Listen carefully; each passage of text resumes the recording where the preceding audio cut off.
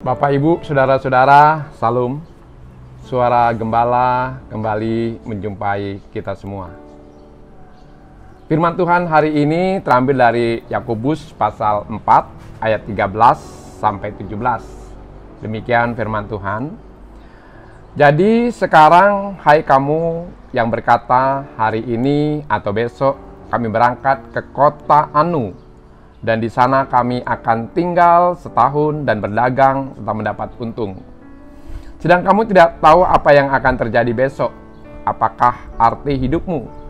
Hidupmu itu sama seperti uap yang sebentar saja kelihatan lalu lenyap. Sebenarnya kamu harus berkata, jika Tuhan menghendaki, kami akan hidup dan berbuat ini dan itu.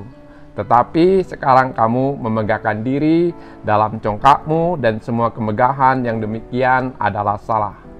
Jadi jika seorang tahu bagaimana ia harus berbuat baik, tetapi ia tidak melakukannya, ia berdosa. Bapak, Ibu, dan Saudara-saudara, kalau berbicara tentang waktu, ada 3 jenis waktu. Kemarin, hari ini, dan besok. Sedangkan di dalam Alkitab dikenal ada juga 3 jenis waktu, yaitu masa dari penciptaan sampai akhir zaman, dari pagi hingga malam. Dan yang ketiga adalah momentum, kesempatan, waktu Tuhan. Aion itu adalah waktu penciptaan sampai akhir zaman.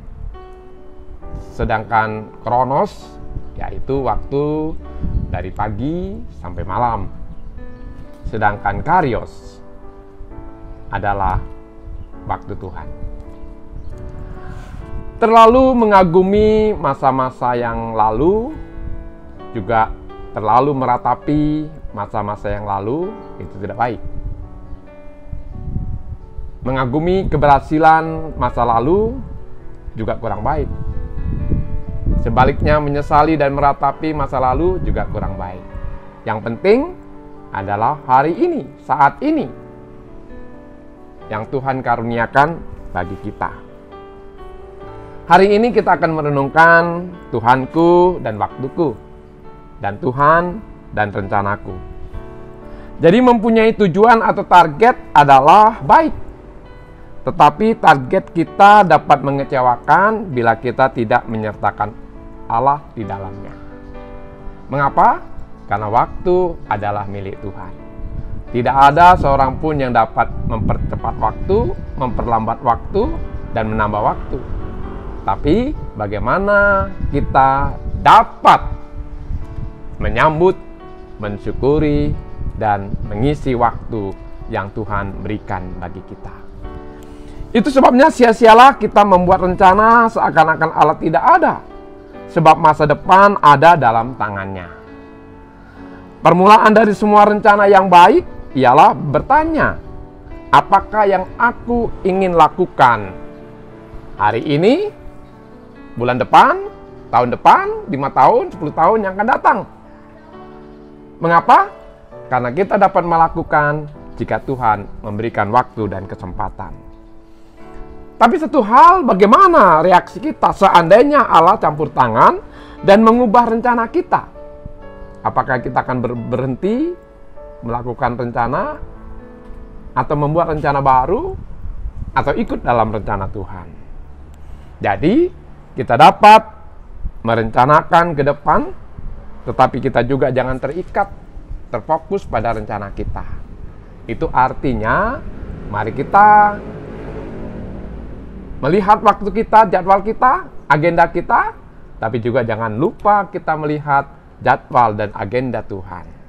Sehingga kita boleh berjalan bersama-sama dengan Tuhan dalam mewujudkan kehendak, rencana, cita-cita, rancangan-rancangan kita untuk masa depan. Dan janji Tuhan sangat indah, bahwa Tuhan memberikan rancangan-rancangan yang baik, rancangan damai sejahtera bagi umatnya.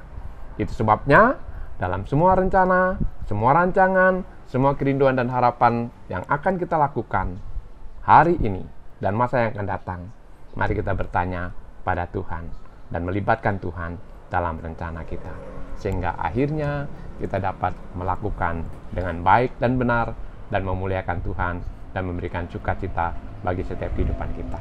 Itu sebabnya mari kita merencanakan, merancang, dan mempersiapkan kehidupan dan masa depan kita dengan menghadirkan Tuhan hari ini, esok, dan selamanya. Amin. Bapa, terima kasih untuk kebaikan dan kemurahan-Mu yang sudah memberkati kehidupan kami, juga memberikan waktu bagi kami. Ajari kami untuk menyambut, ajari kami untuk mensyukuri, dan ajari kami untuk mengisi waktu yang Kau berikan bagi kami.